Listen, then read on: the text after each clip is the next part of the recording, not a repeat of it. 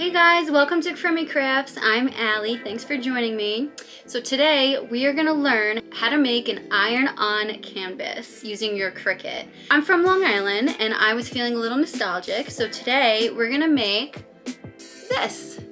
A little picture of Long Island. So if you don't have a Cricut, you could still totally make this canvas. You could search online or you can go to a Joann's or a Michael's store to get iron-on letters that spell out Long Island. For the map, you could just print out using iron-on paper, a map of Long Island. I know that you can find glitter iron-on paper, so you can just print out the map and then cut it out with scissors if you don't have a Cricut.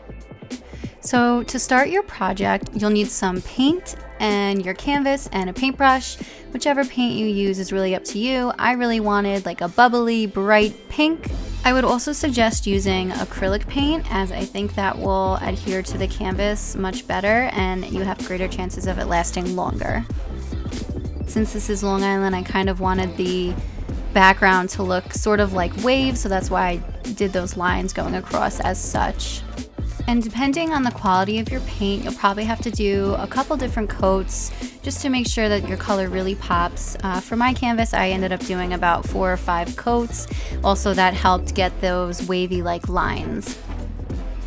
So then you're just going to want to let your canvas dry for an hour or two, depending on how many coats of paint you use. And while your canvas is drying, you're going to want to prepare your SVG file, which is essentially what you're going to be cutting and then transferring onto the canvas.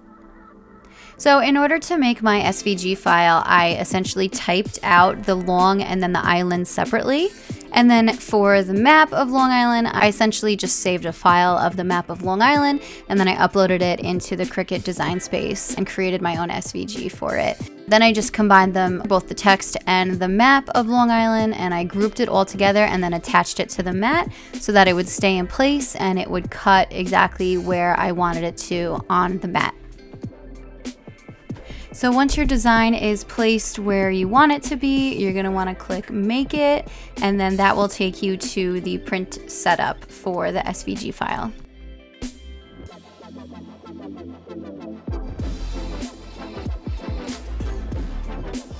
It's super important that you hit mirror because we are going to be transferring this as an iron-on, so you'll definitely want it to print backwards.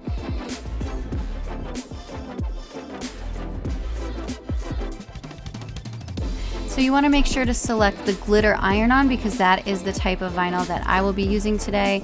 And then once we've selected our vinyl, we'll go ahead and load our machine.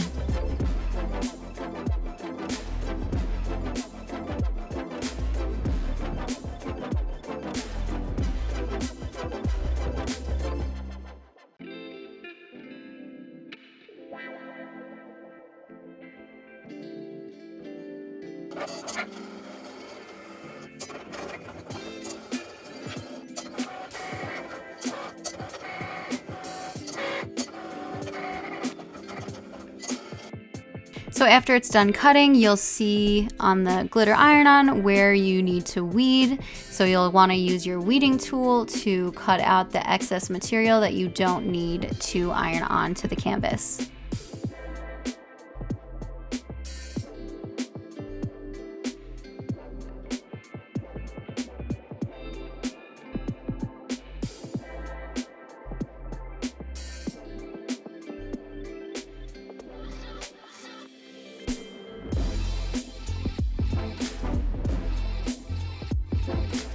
So once we've finished weeding our design, we're ready to turn on our Cricut mini press. You don't have to use this tool. I just like to use it because it's very easy to manage, but you can also use just a regular clothing iron.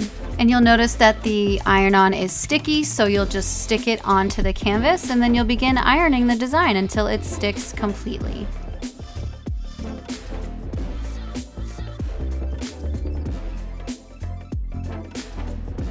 And then after I've removed the outer plastic layer, once I'm done ironing the design onto the canvas, I always like to just, with my hands, I always just like to give a little firm push of the glitter iron-on onto the template, just so I know that it's really, truly affixed there. And there you have it, guys. That is our completed iron-on Long Island canvas. Thanks so much for crafting with me today. I hope you had fun. And always remember, keep it crafty. See you guys in the next one. Bye.